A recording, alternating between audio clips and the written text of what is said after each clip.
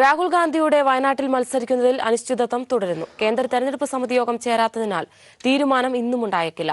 രാഹുലിന്റെ സ്ഥാനാർത്ഥിത്വം സംബന്ധിച്ച് നേതാക്കൾക്കിടയിൽ തന്നെ ആശയക്കുഴപ്പമാണ്. കഴിഞ്ഞ ദിവസം ചേർന്ന പ്രവർത്തക സമിതി യോഗവും തെരഞ്ഞെടുപ്പ് സമിതി യോഗവും രാഹുൽ 2 മണ്ഡലങ്ങളിൽ മത്സരിക്കുന്നത് സംബന്ധിച്ച് ചർച്ച നടത്തിയിരുന്നില്ല. തെരഞ്ഞെടുപ്പ് സമിതി യോഗമാകട്ടെ ഇന്ന് ചേരുന്നുമില്ല. ഈ സാഹചര്യത്തിൽ രാഹുൽ വയനാട്ടിൽ മത്സരിക്കുന്നത് സംബന്ധിച്ച് അന്തിമ തീരുമാനം ഇനിയും നീളാനാണ് സാധ്യത. തന്റെ സ്ഥാനാർത്ഥിത്വം സംബന്ധിച്ച് അടുപ്പക്കാരായ നേതാക്കളോട് പോലും മനസ്സു തുറക്കാതെയാണ് രാഹുലിന്റെ നീക്കം. തെരഞ്ഞെടുപ്പ് പ്രകടന പത്രികയിലെ കോൺഗ്രസിന്റെ പ്രധാന വാഗ്ദാനമായ ന്യായ് പദ്ധതിയെ വ്യാപക ചർച്ചയാക്കാനുള്ള പ്രചരണ പരിപാടികളിലാണ് രാഹുലിന്റെ ശ്രദ്ധ. സ്ഥാനാർത്ഥിത്വം സംബന്ധിച്ച് ഇപ്പോൾ പ്രതികരിച്ച് ന്യായ് പദ്ധതിയുടെ വാർത്താ പ്രാധാന്യം നഷ്ടമാക്കാനും രാഹുൽ താൽപര്യപ്പെട്ടേക്കില്ല. അതേസമയം ദക്ഷിണേന്ത്യയിൽ മത്സരിക്കാൻ നരേന്ദ്രമോദി തീരുമാനിക്കുമോ എന്ന് കാത്തുനിൽക്കുകയാണ് രാഹുൽ എന്ന സൂചനയും കോൺഗ്രസ് നേതാക്കൾ നൽകുന്നു. ഇന്നലെ പുറത്തിറക്കിയ പട്ടികയിലും വടകര, വയനാട് മണ്ഡലങ്ങളിലെ സ്ഥാനാർത്ഥികളുടെ പേരില്ലായിരുന്നു. രാഹുലിന്റെ മൗനം തുടർന്നാൽ പ്രഖ്യാപനം വൈകുന്നത് സംബന്ധിച്ച് കേരളത്തിലെ കോൺഗ്രസ് നേതാക്കൾ നേരിടുന്ന പ്രതിസന്ധി ഇനിയും കടുക്കും. News bureau, Delhi. രാഹുൽ ഗാന്ധിയുടെ സ്ഥാനാർത്ഥി പ്രഖ്യാപനത്തിന്റെ പേരിൽ കോൺഗ്രസ് നടത്തുന്നത് കോപ്രായമെന്ന് CPIM സംസ്ഥാന സെക്രട്ടറി കോടിയേരി ബാലകൃഷ്ണൻ. രാഹുൽ ഗാന്ധി മത്സരിച്ചാൽ കേരളത്തിലെ എല്ലാ സീറ്റും കിട്ടുമെങ്കിൽ അദ്ദേഹത്തെ ഉത്തർപ്രദേശിൽ മത്സരിപ്പിക്കണമെന്നും കോടിയേരി പറഞ്ഞു. കോഴിക്കോട് LDF സ്ഥാനാർത്ഥി പ്രദീപ് കുമാറിന്റെ തെരഞ്ഞെടുപ്പ് പ്രചരണാർത്ഥം നടന്ന പൊതുയോഗത്തിൽ സംസാരിക്കുകയായിരുന്നു അദ്ദേഹം. രാഹുൽ ഗാന്ധിയുടെ സ്ഥാനാർത്ഥി പ്രഖ്യാപനത്തിന്റെ പേരിൽ കോൺഗ്രസ് നടത്തുന്നത് കോപ്രായമാണ്. രാഹുൽ ഗാന്ധി മത്സരിക്കുന്നുണ്ടെങ്കിൽ അത് പ്രഖ്യാപിച്ചാൽ എന്താണ്? രാഹുൽ മത്സരിച്ചാൽ കേരളത്തിലെ എല്ലാ സീറ്റും കിട്ടുമെങ്കിൽ ഉത്തർപ്രദേശിലാണ് മത്സരിക്കേണ്ടത് എന്നും കോടിയേരി പറഞ്ഞു. രാഹുൽ ഗാന്ധിയെ മത്സരിപ്പിക്കുന്ന കാര്യത്തിൽ പോലും തീരുമാനമെടുക്കാൻ സാധിക്കാത്ത കോൺഗ്രസ് എങ്ങനെ ഇന്ത്യ ഭരിക്കുമെന്നും കോടിയേരി കൂട്ടിച്ചേർത്തു. എല്ലാവരും ടെലിവിഷന് മുമ്പിൽ പോയിരുന്നത് വയനാട്ടിലെ സ്ഥാനാർത്ഥിയെ പ്രഖ്യാപിക്കും, ഇപ്പം പിടിക്കാം എന്ന് വിചാരിച്ചിട്ടാണ് പോയിട്ടിരുന്നത്. പക്ഷേ ഇല്ല. പിന്നെ പറഞ്ഞു 4 മണിക്ക് ഒരു വക്താവ് പത്രസമ്മേളനം നടത്തും. AICCയുടെ സെക്രട്ടറി വേണുഗോപാലിനും കൂടി നടത്തും. അപ്പം എല്ലാവരും 4 മണിക്ക് പോയി ടെലിവിഷന് മുമ്പിലിരുന്നു. കാണുന്നില്ല. 2 മണിക്ക് സിദ്ദിഖ് പത്രസമ്മേളനം നടത്തും, വയനാട്ടിൽ നിന്ന് പ്രഖ്യാപിച്ചു. അയാൾ എവിടെയോ പോയി. ഇത്തരം ഈ കോപ്രായ പ്രകടനം എന്തിനാണ് ഈ കോൺഗ്രസ് നടത്തുന്നത്? രാഹുൽ ഗാന്ധിയെ മത്സരിപ്പിക്കണമോ വേണ്ടോ എന്നതിനെക്കുറിച്ച് പോലും ഒരു തീരുമാനമെടുക്കാൻ കഴിയാത്ത കോൺഗ്രസ് ആണോ ഇന്ത്യ രാജ്യത്തിന്റെ ഭാവി തീരുമാനിക്കപ്പെടുന്നത്? ഇവരാണോ ഇന്ത്യ ഭരിക്കാൻ പോകുന്നത്? രാഹുൽ ഗാന്ധി കേരളത്തിൽ എവിടെ വന്നു മത്സരിച്ചാലും ഇടതുപക്ഷം നേരിടും. അതിന് സ്ഥാനാർത്ഥിയെ മാറ്റേണ്ട കാര്യം തങ്ങൾക്കില്ലെന്നും കോടിയേരി വ്യക്തമാക്കി. ഇടതുപക്ഷത്തെ സംബന്ധിച്ചിടത്തോളം രാഹുൽ ഗാന്ധി എവിടെ വേണമെങ്കിലും മത്സരിക്കട്ടെ. ഞങ്ങൾ എവിടെ കേരളത്തിൽ വന്ന് മത്സരിച്ചാലും ആ സീറ്റിൽ ശക്തമായ മത്സരം കാഴ്ചവെക്കും. രാഹുൽ ഗാന്ധിയെ തോൽപ്പിക്കാനുള്ളൊരവസരം കേരളത്തിന് കിട്ടുമെങ്കിൽ ആ അവസരം കേരളം ഒരിക്കലും പാഴാക്കാൻ പോകുന്നില്ല എന്നതാണ് ഇവിടെ സംഭവിക്കാൻ പോകുന്നത്. അതിനുവേണ്ടി നമ്മുടെ സ്ഥാനാർത്ഥിനെയൊന്നും അവിടെ നിന്ന് മാറ്റേണ്ട കാര്യമൊന്നുമില്ല. സുനീർ തന്നെ മതി. കോഴിക്കോട് ലോക്സഭാ മണ്ഡലം LDF സ്ഥാനാർത്ഥി പ്രദീപ് കുമാറിന്റെ തിരഞ്ഞെടുപ്പ് പ്രചാരണാർത്ഥം നടന്ന പൊതുയോഗം കോടിയേരി ബാലകൃഷ്ണൻ ഉദ്ഘാടനം ചെയ്തു. വൻ ജനപങ്കാളിത്തമാണ് പൊതുയോഗത്തിൽ അനുഭവപ്പെട്ടത്. News bureau, Kozhikode. കൊല്ലം ബീച്ചിൽ തിരയിൽപ്പെട്ട് കാണാതായ ദമ്പതികളുടെ മൃതദേഹം കണ്ടെത്തി. മരിച്ചത് പാറക്കുളം സ്വദേശികളായ സുനിലും ശാന്തിനിയും. വിവരങ്ങളുമായി രാജ്കുമാർ ചേരുന്നു. രാജ്കുമാർ, ഏറ്റവും പുതിയ വിശദാംശങ്ങൾ എന്തൊക്കെയാണ്? ഇന്നലെ രാത്രിയും ഇന്ന് പുലർച്ചയോടുകൂടിയാണ് കൊല്ലം തങ്കശ്ശേരി ബ്രേക്ക് വാട്ടറിന് സമീപത്തെ പുലിമുട്ടിനരികിലായിട്ടാണ് 2 പേരുടെയും മൃതശരീരം പാറക്കുള്ളിൽ കുടുങ്ങിയ നിലയിൽ കണ്ടെത്തിയത്. ഇത് മത്സ്യത്തൊഴിലാളികൾ കണ്ടതിന് ശേഷം പോലീസിനെ വിവരമറിയിച്ചു. പോലീസും അതുപോലെ ഈ തീരദേശ സംരക്ഷണ പോലീസ് സംരക്ഷണ സേനയും ചേർന്നിട്ടാണ് ഇവരെ ഈ മൃതശരീരങ്ങൾ വീണ്ടെടുത്ത് ഇപ്പോൾ കൊല്ലം ജില്ലാ ആശുപത്രിയിൽ എത്തിച്ചിട്ടുള്ളത്. പോസ്റ്റ്മോർട്ടത്തിന് ശേഷം ബന്ധുക്കൾക്ക് ഇന്ന് മൃതശരീരം വിട്ടുകൊടുക്കും. ഇവരുടെ വിവാഹം പ്രണയവിവാഹമായിരുന്നു. 1 വർഷം മാത്രമേ ആയിട്ടുള്ളൂ. മെനിഞ്ഞാന്ന് ഇവരുടെ ബന്ധുവിന്റെ വിവാഹത്തിന് ചവറയിൽ പോയി മടങ്ങി വരുമ്പോൾ സുഹൃത്തുക്കളുമൊത്ത് കൊല്ലം ബീച്ചിൽ ഉല്ലസിക്കുമ്പോഴാണ് കാൽ നനയ്ക്കാൻ വേണ്ടി ഇതിൽ ശാന്തിനി ഇറങ്ങുകയും ഒപ്പം സുനിലും ഇറങ്ങുകയും ചെയ്തത്. സുനിൽ തിരയിൽപ്പെട്ട് വീഴാൻ പോയപ്പോൾ സുനിലിനെ കൈക്ക് പിടിക്കാൻ ശ്രമിച്ചപ്പോൾ ശാന്തിനിയും വഴുതി വീഴുകയായിരുന്നു. തുടർന്ന് തിരയിൽപ്പെട്ട് 2 പേരും മുങ്ങി താഴുന്നത് സുഹൃത്തുക്കളും മറ്റുള്ളവരും നോക്കി നിൽക്കാനേ ആയുള്ളൂ, രക്ഷപ്പെടുത്താനായില്ല. ആ സമയം തന്നെ കോസ്റ്റ് ഗോഡ് ഈ കടപ്പുറത്തുള്ള ഗോഡ് അവരെ നീന്തി രക്ഷപ്പെടുത്താൻ ശ്രമിച്ചെങ്കിലും അവരെ കണ്ടെത്താനായില്ല. മത്സ്യത്തൊഴിലാളികളുടെ നേതൃത്വത്തിൽ പോലീസിന്റെയൊക്കെ നേതൃത്വത്തിൽ വലയൊക്കെ വിരിച്ചിരുന്നെങ്കിലും ഇവരുടെ രക്ഷാപ്രവർത്തനം അസാധ്യമായിരുന്നു. രാത്രി ആയതുകൊണ്ട് തന്നെ തെരച്ചിൽ അസാധ്യമായിരുന്നു. ഇപ്പോഴാണ് ഇന്നലെ രാത്രിയും ഇന്ന് പുലർച്ചയോടുകൂടിയാണ് രണ്ടുപേരുടെയും മൃതശരീരങ്ങൾ ഇപ്പോൾ വീണ്ടെടുത്തിരിക്കുന്നത്.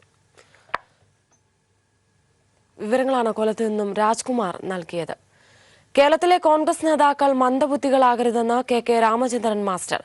രാഹുൽ ഗാന്ധി വയനാട് നിയോജക മണ്ഡലത്തിൽ മത്സരിക്കാനെത്തുമെന്ന് പറയാൻ നേതാക്കൾ തമ്മിൽ മത്സരം നടത്തിയ പശ്ചാത്തലത്തിലാണ് കെ രാമചന്ദ്രൻ മാസ്റ്ററുടെ ഫേസ്ബുക്ക് പോസ്റ്റ്. അഖിലേന്ത്യാ തലത്തിൽ രാഷ്ട്രീയ പ്രശ്നങ്ങൾ വിലയിരുത്തി മാത്രമേ രാഹുൽ തീരുമാനമെടുക്കൂവെന്നും രാമചന്ദ്രൻ മാസ്റ്റർ പറഞ്ഞു. മുസ്ലിം തീവ്രവാദ ബന്ധമുള്ള ആരെയും കോൺഗ്രസ് സ്ഥാനാർത്ഥിയാക്കരുതെന്നും രാമചന്ദ്രൻ മാസ്റ്റർ ഫേസ്ബുക്കിൽ കുറിച്ചു.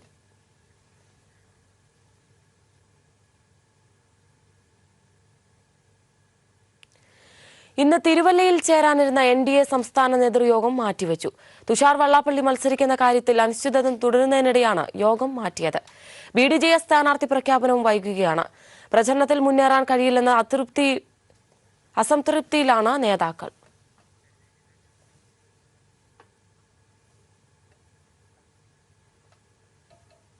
ഇനി തെരഞ്ഞെടുപ്പ് വാർത്തകളിലേക്ക്. വാർത്തകൾ കാണാം. കേരള രാഷ്ട്രീയം ഉറ്റുനോക്കുന്ന വടകരയിൽ പ്രചരണം മുറുകുന്നു. LDF സ്ഥാനാർത്ഥി P ജയരാജന് കുറ്റ്യാടി മണ്ഡലത്തിൽ ആവേശകരമായ സ്വീകരണം. UDF സ്ഥാനാർത്ഥി കൊയിലാണ്ടിയിൽ പ്രചരണം നടത്തി. NDA സ്ഥാനാർത്ഥിയും വടകരയിൽ സജീവമാണ്.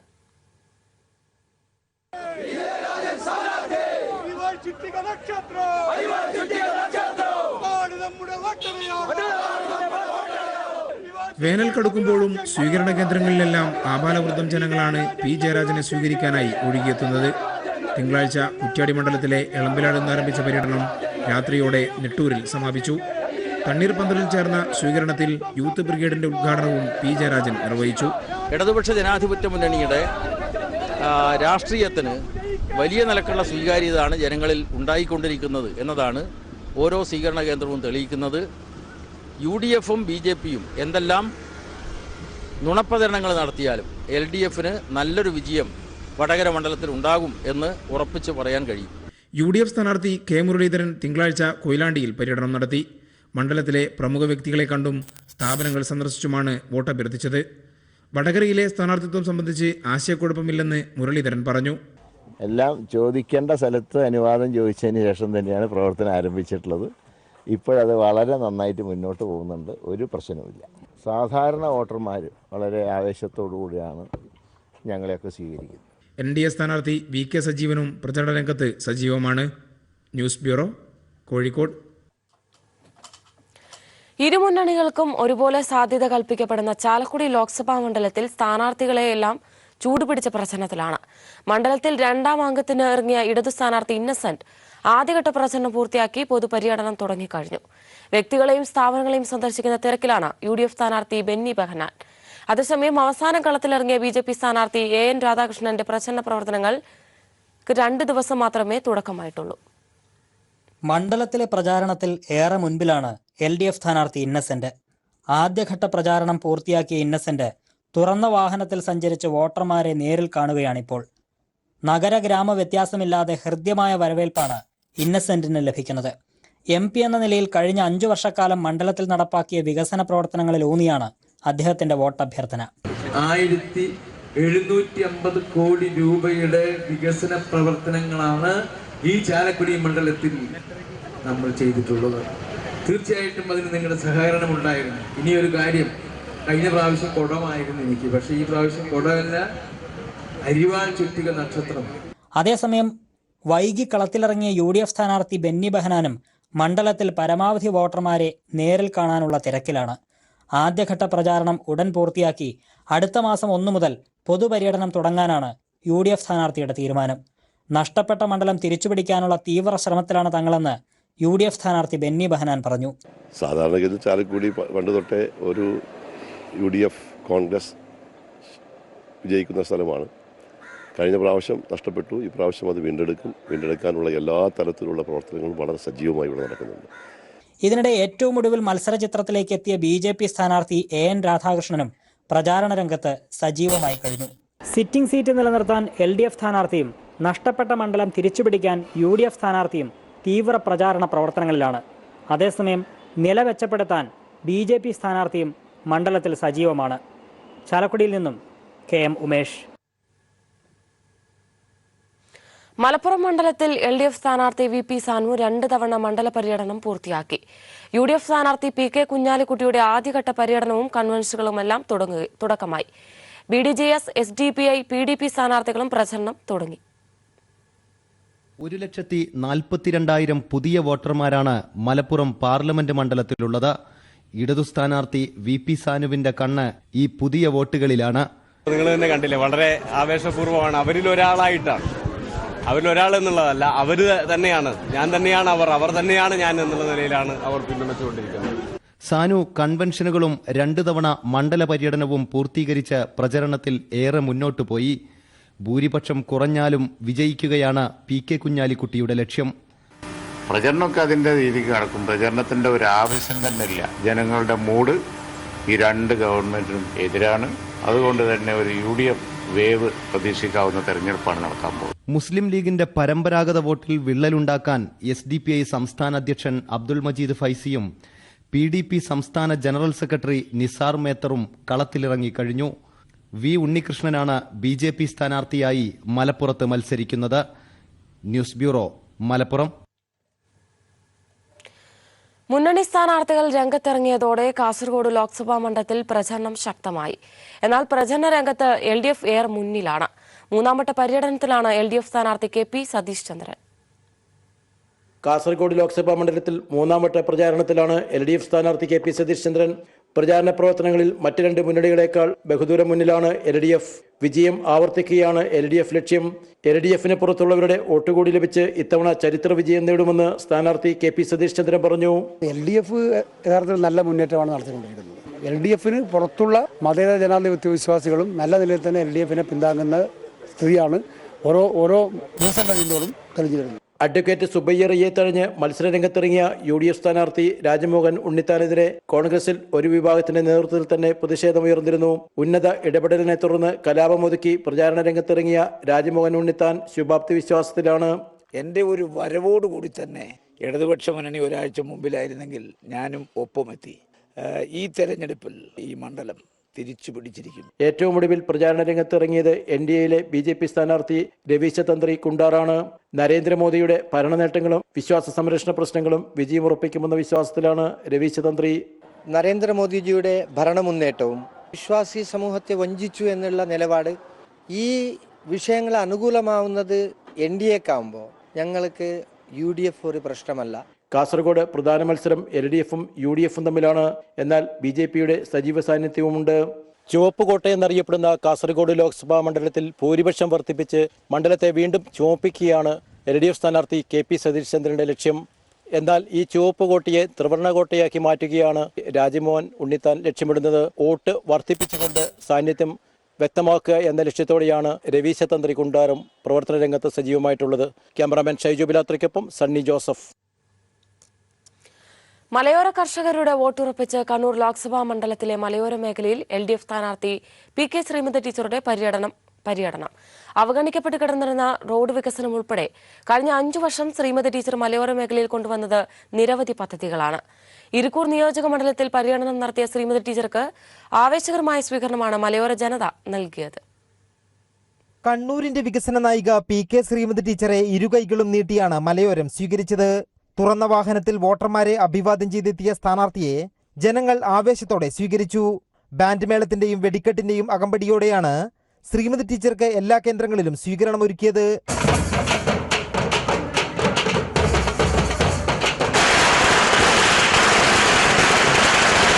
റോഡ് വികസനം ഉൾപ്പെടെ കഴിഞ്ഞ 5 വർഷം MP എന്ന നിലയിൽ മലയോര ജനതയ്ക്കു വേണ്ടി നടത്തിയ ഇടപെടലുകളാണ് ശ്രീമതി ടീച്ചറെ മലയോരത്തിന്റെ പ്രിയപ്പെട്ട നേതാവാക്കി മാറ്റിയത്. നമ്മുടെ ഈ കണിയാർ വയൽ, കാഞ്ഞിലേരി, തിരൂർ, ഉളിക്കൽ ഈ റോഡ് വന്നു. 62 കോടി അതിനെ അനുവദിച്ചു എന്ന് പറഞ്ഞാൽ കണ്ണൂർ ജില്ലയിലെ ഏറ്റവും പ്രധാനപ്പെട്ട ഒരു റോഡ്, എല്ലാ സൗകര്യങ്ങളോടും കൂടിയ ഒരു രാജകീയ പാത, നമ്മുടെ ഇരിക്കൂറിലേക്ക് ഏറ്റവും കൂടുതൽ തുക അനുവദിച്ച റോഡ്. അതുപോലെ തന്നെ സെൻട്രൽ റോഡ് ഫണ്ട് നമ്മുടെ മലയോര മേഖലയിൽ കിട്ടിയിട്ടുള്ളത് 6 റോഡുകളാണ്. UDFന് സ്വാധീനമുള്ള മേഖലകളിൽ ഉൾപ്പെടെ തരംഗം സൃഷ്ടിച്ചാണ് LDF സ്ഥാനാർത്ഥി ശ്രീമതി ടീച്ചറുടെ പര്യടനം തുടരുന്നത്. ക്യാമറമാൻ ജയൻ കല്യാശ്ശേരിക്കൊപ്പം കണ്ണൂരിൽ നിന്നും എം സന്തോഷ്. കൊല്ലം ലോക്സഭാ മണ്ഡലം ഇടതുമുന്നണി സ്ഥാനാർത്ഥി KN ബാലഗോപാലിന് ഇരവിപുരം മണ്ഡലത്തിലെ മയ്യനാട് പഞ്ചായത്തിൽ ഉജ്ജ്വല സ്വീകരണം.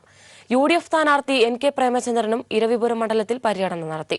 BJP സ്ഥാനാർത്ഥി KB സാബു ചടയമംഗലത്ത് പര്യടനം നടത്തി. വിദേശ മലയാളികളും സർക്കാർ ജീവനക്കാരും ഏറെയുള്ള കൊല്ലം മയ്യനാട് പഞ്ചായത്തിൽ രാഷ്ട്രീയം പറഞ്ഞും സർക്കാരിന്റെ വികസന നേട്ടങ്ങൾ നിരത്തിയുമായിരുന്നു ഇടതുമുന്നണി സ്ഥാനാർത്ഥി KN ബാലഗോപാലിന്റെ പര്യടനം. രാഷ്ട്രീയ വഞ്ചന നടത്തി ഒരു സുപ്രഭാതത്തിൽ ഇടതുപക്ഷത്തെ ഒറ്റിയവർ ആരാണെന്ന് കൊല്ലത്തെ രാഷ്ട്രീയ പ്രബുദ്ധരായ വോട്ടർമാർക്ക് അറിയാമെന്ന് BJP CPM ബന്ധം ആരോപിച്ച പ്രേമചന്ദ്രന് KN ബാലഗോപാലിന്റെ ചുട്ട മറുപടി. ഇടതുപക്ഷം ശക്തമായ നിലപാടെടുത്ത് തന്നെയാണ് നിൽക്കുന്നത്. ഇതിനകത്ത് ഞങ്ങൾ BJPയുടെ നിലപാടിനെതിരെ ശക്തമായി തുറന്നെതിർത്ത് എപ്പോഴും എന്നും എതിർക്കുന്ന അവരുടെ നിലപാടിനെയാണ് ഞങ്ങൾ എതിർക്കുന്നത്. ഇവിടെയും ഇടതുപക്ഷ മുന്നണിയും UDFും തമ്മിലുള്ള മത്സരത്തിനകത്ത് ഞങ്ങൾ വ്യക്തികളെ അല്ല, ഞങ്ങൾ രാഷ്ട്രീയമാണ് പറയുന്നത്. എന്തായാലും 4-5 മണ്ഡലങ്ങളിൽ UDFും BJPയും തമ്മിലൊരു ധാരണയുണ്ട് എന്നുള്ള ആരോപണം ഉയർന്നു വന്നിട്ടുണ്ട്. അത് സാധൂകരിക്കുന്ന തരത്തിലുള്ള ചിത്രങ്ങളാണ് ഈ ദിവസങ്ങളിൽ വരുന്നത്. ജനങ്ങൾ വളരെ ഇക്കാര്യത്തെ സംബന്ധിച്ചൊക്കെ അവെയർ ആയിരിക്കും, അവർ നല്ല ധാരണയുള്ളവരായിരിക്കും, അവർ കാര്യങ്ങൾ കണ്ടുകൊണ്ടിരിക്കുകയാണ്. അതുകൊണ്ട് സ്വയം ഈ കാര്യങ്ങൾ ഓരോന്ന് പറഞ്ഞ് അബദ്ധത്തിലേക്ക് എത്താതിരിക്കുന്നതാണ് നല്ലത്. കൊല്ലത്തെ ദുർബലനായ BJP സ്ഥാനാർത്ഥി UDF BJP ബന്ധത്തിന്റെ തെളിവാണെന്ന ആരോപണത്തിന് പ്രേമചന്ദ്രന്റെ തിരിച്ചുള്ള ആരോപണം CPMും BJPയുമായാണ് ബന്ധമെന്ന് അദ്ദേഹം ആരോപിക്കുന്നു.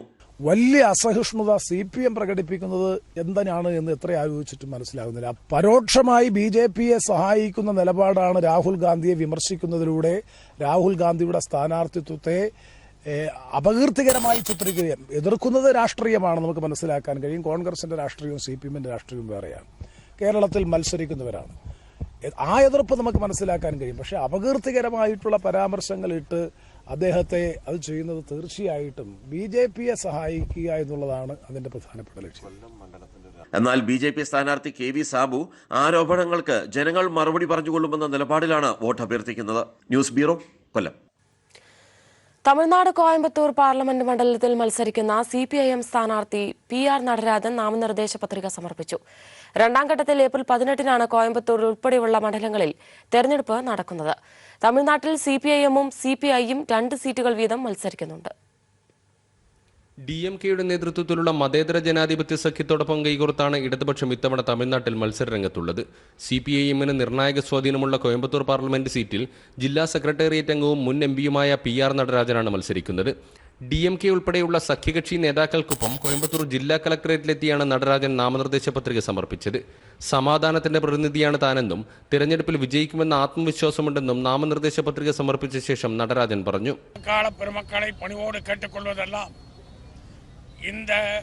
இந்த நகரத்தினுடைய இந்த மாவட்டத்தினுடைய அமைதி வேட்பாளராக நான் உங்களிடத்திலே இருக்கிறேன் என்பதை நான் பணிவோடு தெரிவித்துக் கொள்கிறேன். இந்த மாவட்டத்தினுடைய அமைதி பாதுகாக்கப்பட வேண்டும்.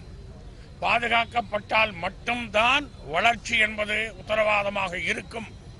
ஆகவே ஒரு அமைதி வேட்பாளராக அனைத்து பகுதி மக்களையும் மிகுந்த உரிமையோடு உங்கள் வாக்குகளை அறிவால் சுத்திக நட்சத்திர சின்னத்திலே கொடுக்க வேண்டும் என்று பணிவோடு கேட்டுக்கொள்கிறேன். 2004 മുതൽ 2009 വരെ കോയമ്പത്തൂരിൽ MP ആയിരുന്ന PR നടരാജൻ അന്ന് നടപ്പിലാക്കിയ വികസന പ്രവർത്തനങ്ങൾ ഉയർത്തിക്കാട്ടിയാണ് തിരഞ്ഞെടുപ്പിനെ നേരിടുന്നത്. മോഡി സർക്കാർ അധികാരത്തിലെത്തിയ ശേഷം ചെറുകിട തൊഴിൽ യൂണിറ്റുകളും തുണിമില്ലുകളുമെല്ലാം അടച്ചുപൂട്ടിയതും പ്രധാന പ്രചാരണ വിഷയമാണ്. AIADMKയുടെ നേതൃത്വത്തിലുള്ള സഖ്യത്തിൽ മത്സരിക്കുന്ന BJPയാണ് കോയമ്പത്തൂരിലെ എതിരാളി. കോയമ്പത്തൂരിന് പുറമെ CPIM മത്സരിക്കുന്ന മധുരയിൽ സാഹിത്യകാരനും CPIM സംസ്ഥാന സെക്രട്ടേറിയറ്റ് അംഗവുമായ സു വെങ്കടേഷാണ് സ്ഥാനാർത്ഥി. തമിഴ്നാട് പുരോഗമന കലാസാഹിത്യ സംഘം പ്രസിഡന്റ് കൂടിയാണ് സു വെങ്കടേഷ്. CPI തിരുപ്പൂരിലും നാഗപട്ടണത്തുമാണ് ജനവിധി തേടുന്നത്. News bureau, Palakkad. പ്രമുഖ ഗൃഹോപകരണ സ്ഥാപനമായ പിട്ടാപ്പള്ളിയിൽ ഏജൻസീസിന്റെ 37ാമത് ഷോറൂം അടിമാലിയിൽ പ്രവർത്തനം ആരംഭിച്ചു. പഞ്ചായത്ത് ടൗൺ ഹാളിന് സമീപം 3 നിലകളിലായാണ് പുതിയ ഷോറൂം ഒരുക്കിയിട്ടുള്ളത്. വ്യാപാരി വ്യവസായ ഏകോപന സമിതി ഇടുക്കി ജില്ലാ president KN Divakaran, Pittappilly group chairman PP Ouseph എന്നിവർ ചേർന്ന് ഷോറൂമിന്റെ ഉദ്ഘാടനം നിർവഹിച്ചു. Pittappilly group managing director Peter Paul, പിട്ടാപ്പള്ളിയിൽ അടിമാലി സെന്റ് ജൂഡ് പള്ളി സഹവികാരി ഫാദർ ജോൺ ഊരോ തുടങ്ങിയവർ പങ്കെടുത്തു. ഉദ്ഘാടനത്തോടനുബന്ധിച്ച് ഉപഭോക്താക്കൾക്കായി വിവിധ ഓഫറുകളാണ്